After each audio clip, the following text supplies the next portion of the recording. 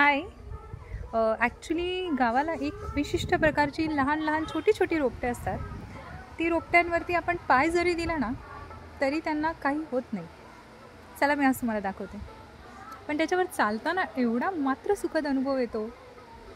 चला अनुभव घेऊया. ही बघा मित्रांनो, ही जी रोपटे आहेत ना, ह्याच्यावर तुम्ही पाय दिलत ना तरी त्यांना काही होत नाही. आयडियली वजन केवढं आहे त्याच्यावरती डिपेंड आहे, पण तरीसुद्धा किती छान वाटते हे.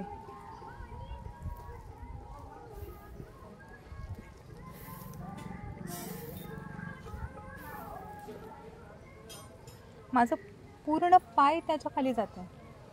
एवढी मोठी उगवली आहेत ती.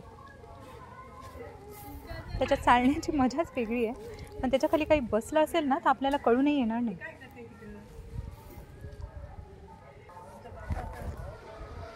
बाय.